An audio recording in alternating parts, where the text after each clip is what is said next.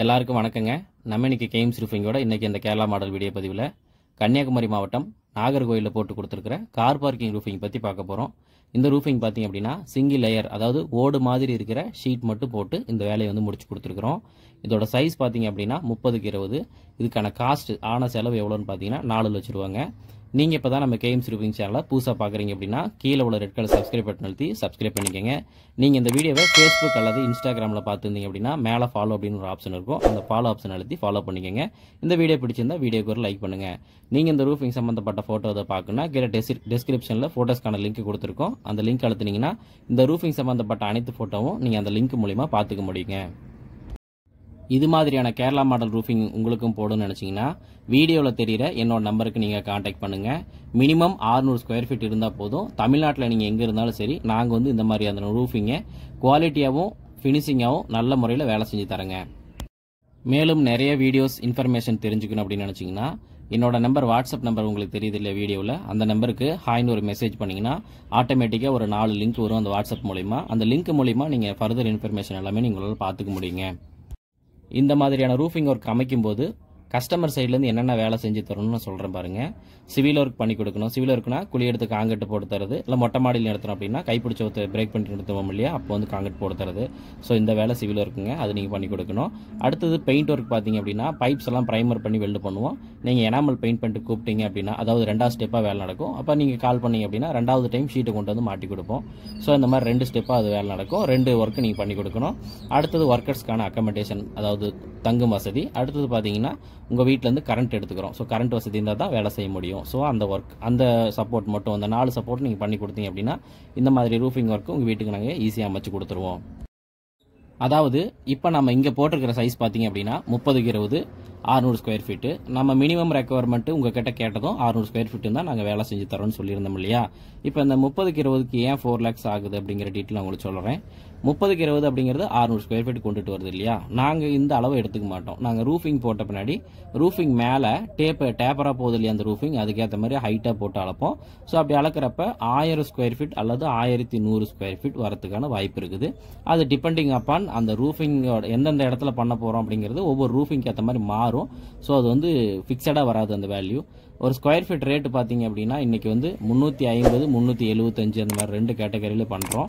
So இங்கே பார்த்தீங்க அப்படின்னா 20 years வாரண்டி சீட்டு போட்டுக்கிறோம். 350 பண்ணிங்கன்னா 5 years வரும்.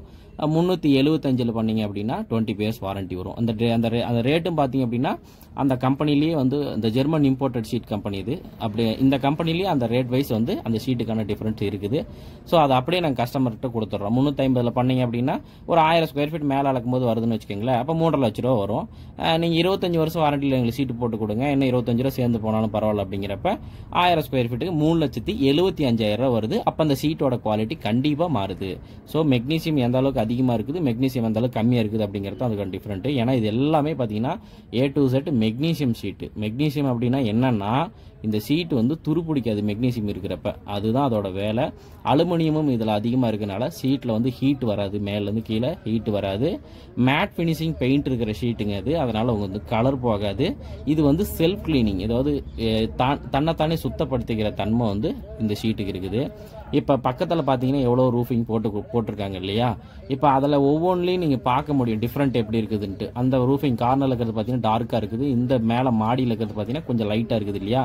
இதுக்கான காரணம்லாம் என்னன்னா இந்த சீட்லாம் கலர் ஃபேடிங் ஆகும். ஸோ அது உங்களுக்கே தெரியும், நிறைய ஃபேக்ட்ரிஸ் கம்பெனிஸ்க்கெலாம் போட்டிருப்பாங்க.